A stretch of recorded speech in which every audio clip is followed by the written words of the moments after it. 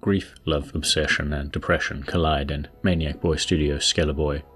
After receiving a letter from his girlfriend, Megan, Skeler sets out to a mysterious town to find her. Skeler arrives to find Megan missing, and a search takes him down a bizarre and nightmarish path where nothing is what it seems. Skeler Boy is a 2D pixel adventure game that takes a lot of inspiration from 90s, 80s horror movies and a variety of horror video games. There's a little bit of quirkiness, but its impressive atmosphere shines through, as do its many inspirations apparent throughout the game's disjointed narrative. Skeler Boy is also a rather tough game to review, partly because of its disjointed storytelling and length. It's quite short, but while it tells a full story, it ends up feeling more like a work in progress or test build than it does a full game. You can blow through the story in one sitting if you feel like it, and while that's not always a bad thing, Skeler Boy ends up feeling like it needed more ingredients to bake with, along with more time in the oven.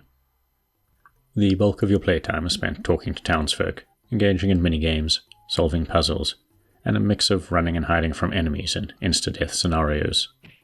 Neither the mini-games nor the puzzles are particularly difficult, and neither are the insta-death sequences. While they provide a light sense of tension, they're more for mood. Some of the mini-games are also rather amusing, referencing other video games like Metal Gear or The Legend of Zelda, and they often left me with a grin on my face, which is good, because the game's subject matter is very dark. A good deal of Skeler Boy's inspiration comes from Silent Hill 2, Jacob's Ladder, and some flatliners thrown in for good measure. It ends up feeling like a fever dream throughout its playtime, and while there's a good narrative reason for that, most of what happens in the game, and its connective tissue, operate on unstructured nightmare logic.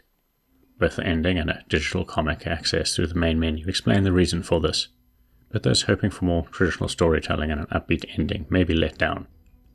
As nightmares rarely follow the rules of logic, Skeler Boy leans into this wholeheartedly. For those who enjoy the at times senselessness and lack of logic in 80s movies, you might find Skeler Boy's weirdness refreshing. The 2D isometric and side-scrolling pixel visuals do a pretty good job of fleshing out the world. It may be a relatively small area to explore, but you'll be jumping from wood cabins to forest mazes and sewers during your playthrough. The developers have done a great job of setting up some creepy and atmospheric areas through the use of light and sound design. Unfortunately, some of that atmosphere is negated by Skeler Boy's problems.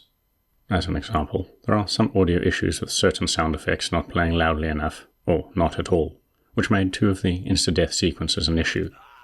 One was solved by me just waiting longer while hiding away in a cupboard for a scripted monster to appear, as I couldn't hear the siren effect that heralded its coming. Another moment, which relied on me picking up certain sound effects from a metal detector, turned into a trial and error sequence as that sound effect was nowhere to be found. Skeler Boy's biggest problem, though, lies in the translation, depending on where you're from, of course. To say that the English version is wonky would be an understatement, as most of the translation has serious problems. You can still understand what's going on, but when the game relies as heavily on its narrative as it does here, constantly shifting pronouns and poorly translated sentences break the immersion and the impact. Despite all the spooky shenanigans and creepy atmosphere, Skeler Boy is still a story-driven adventure, so it's a shame that the translation didn't go through a couple more iterations. All that said, Skeler Boy still does an admirable job of telling a psychological horror story in the vein of Silent Hill or Jacob's Ladder.